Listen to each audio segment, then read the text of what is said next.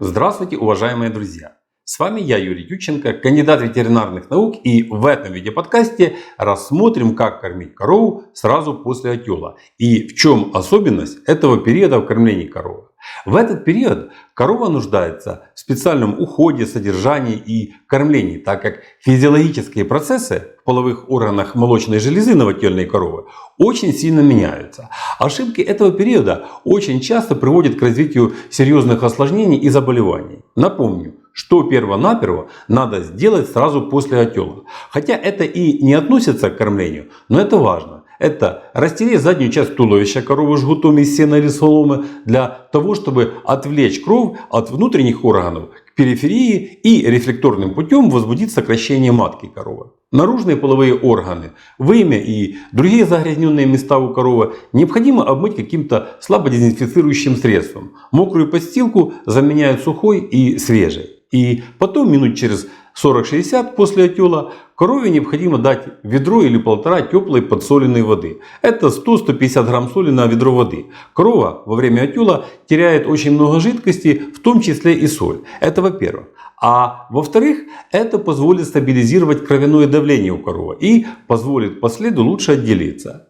Также корове выпаивают околоплодные воды, если их успели собрать. И корова должна обязательно облизать теленка. В околоплодных водах и в слизи плода содержится большое количество половых гормонов, которые ускоряют молокоотдачу у коровы и восстановление овуляционных процессов. Эти же гормоны в значительной степени стимулируют обмен веществ в ее организме.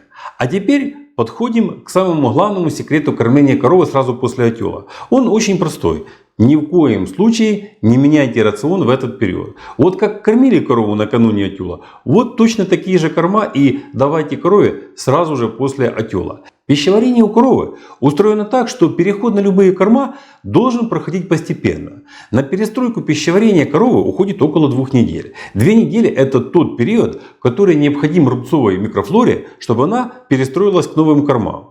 Конечно, отел – это точка отсчета для получения большого молока, а большое молоко требует большого количества энергии, которая должна поступать с кормом. Но увеличение количества потребляемого корма проводит постепенно, причем не сразу после отела, а задолго до него, где-то недели за 2-3. Это позволит подготовить корову к большому потреблению корма. И окончательно эту подготовку заканчивать через 3 недели после отела. Этот период 3 недели до отела и 3 недели после отела выделяют в отдельный период. И этот период называется транзитным. Кстати, на канале есть видео о том, как лучше проходить транзитный период, чтобы избежать проблем. Кормление коровы после отела очень сложная задача, так как с одной стороны перед отелом у коровы уменьшается аппетит и корова в это время потребляет меньше корма. Это из-за того, что плод уменьшает объем рубца. А с другой стороны производство молока требует огромного количества энергии, которой просто катастрофически в этот период не хватает. И если дефицит энергии очень большой, то тогда корова начинает использовать ткани собственного тела для извлечения энергии. Это очень плохо, так как это ведет к появлению большого количества метаболических заболеваний. Поэтому в этот период прибегают к повышению энергетической емкости рациона, которая бы не нарушала жизнедеятельность рубцовой микрофлоры. Для этого применяют всевозможные энергетические добавки, которые всасываются в рубце. А если таких добавок недостаточно, то тогда применяют защищенные энергетические добавки. Суть защищенных энергетических компонентов в том, что они в рубце не расщепляются микрофлорой, а попадают в сычуг в неизменном виде, где потом и происходит их дальнейший метаболизм. Как правило, такой подход касается высокопродуктивных коров, и сделать это можно только в промышленных условиях, где очень точно отслеживаются параметры как корма, так и продуктивность животных. Для этого необходимы постоянный мониторинг показателей коровы, корма и специальные компьютерные программы. В частном же секторе, где продуктивность коровы пониже и нет возможности составить рацион с учетом энергетических потребностей коровы, бездумно подходить к даче энергетических добавок я не рекомендую. После отела в частном секторе в качестве энергетика можно практиковать выпойку 5 литров подслащенной воды. Для этих целей можно использовать как сахар, так и мед. Вода должна быть теплой. Холодная вода может вызвать преждевременное закрытие матки и задержку отделения последа. В первые 2 дня после отела корове дают такой корм, который легко переваривается и усваивается организмом. Если отел прошел нормально и новотельная корова чувствует себя хорошо, то в кормлении не нужно делать ограничений. Тем более, если перед отелом не сокращали дачу кормов. Сено, сенаж и высококачественный силос в это время можно давать в волю. Сочных кормов, таких как свежая трава или кормовая свекла, в 1-2 день после отела в рационе быть не должно. Их можно включать в рацион где-то с 4-го дня.